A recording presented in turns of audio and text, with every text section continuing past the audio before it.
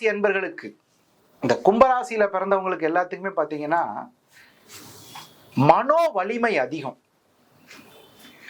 மனசுல இருக்கக்கூடிய வலிமை சாதாரண விஷயம் கிடையாது. ஏன்னா காலபுருஷ 11வது ராசி, மற்றவர்களுக்கு வழிகாட்டும் வழிகாட்டிகளாக பிறந்தவர்கள். நீங்க இப்படி இருங்க, இதை செய்யுங்க.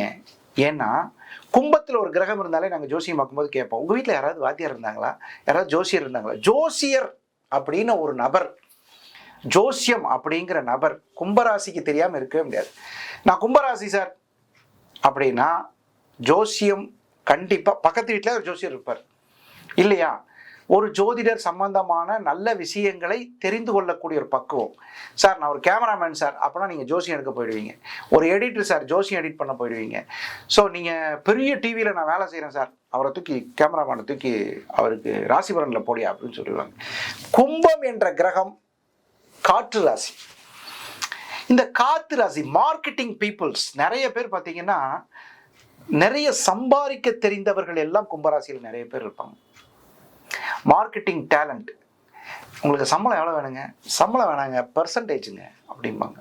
டேலண்ட், சரியான டேலண்ட், அறிவாளிகள், அட்சய பாத்திரம் போன்றவர்கள். அதாவது என்னன்னு கேட்டால் திங்க் பண்ணி புது புது விஷயங்களே செய்வாங்க.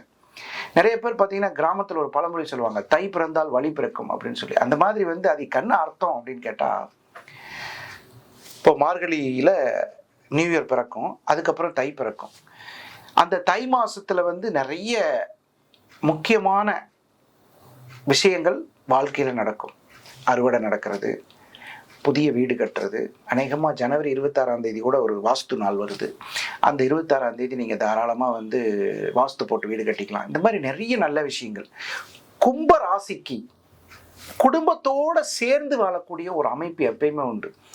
எங்களுக்கெல்லாம் பெரிய பணம்லாம் தேவையில்லை சார், காலையில் குடும்பத்தோடு எழுந்திரிச்சு ஒரு காஃபி, ஒரு மத்தியானம் ஒரு குடும்பத்தோடு சேர்ந்து ஒரு சாப்பாடு, நைட் ஆனால் ஒரு டிஃபனை சாப்பிட்டு ஒரு பாயை விரித்து நிம்மதியாக படுத்து தூங்கிடும் சார். எங்களுக்கு தேவையே நிம்மதி, நிம்மதி, நிம்மதி, நிம்மதி, நிம்மதி. அந்த நிம்மதியை தரக்கூடிய ஒரு பகவான் யார் என்றால் சனீஸ்வர பகவான். பிளசன்ட் பிளானட்னு பேர் அவருக்கு. நீங்கள் சனீஸ்வரன் இல்லாமல் ஒரு நிம்மதியை தேடவே முடியாது. உங்களுக்கு நல்ல விஷயங்கள் நடப்பதற்கு, என் வாழ்க்கையில் இந்த 2024 நான் ஜெயிக்கணும் சார். ஜெயிக்கணும்னாலே நீங்கள் என்ன முடிவு எடுப்பீங்க? பெண்களாக இருந்தால் நீங்கள் விரும்பும் ஆண்கள் வெற்றிகரமான நடை போட வேண்டும். ஆண்களாக இருந்தால் நீங்கள் விரும்பும் பெண்கள் வெற்றிகரமான இடை போட வேண்டும்.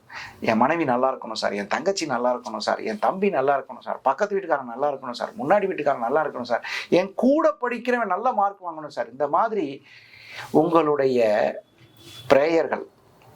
நான் ஃபர்ஸ்ட் மார்க் வாங்கினா நல்லா இருக்குமா சார், என் பக்கத்தில் இருக்கிறவன் நல்ல மார்க் வாங்கினா நல்லா இருக்குமா சார், நான் பக்கத்தில் இருக்கிறவன் நல்லா மார்க் வாங்கணும். அந்த மாதிரி ஒரு நல்லெண்ணம் படைத்தவர்கள், அதிலும் குறிப்பாக அவிட்டம், சதயம், புரட்டாதி, இந்த 3 பேரும் வாழ்க்கையில் நல்ல முன்னேற்றத்தை போகக்கூடிய ஒரு அருமையான காலகட்டத்தில் ஜென்மச்சனி நடந்து கொண்டிருக்கிறது. ஜென்மச்சனி நடந்தா பொதுவாகவே சித்தர் வழிபாடு ரொம்ப அவசியம்.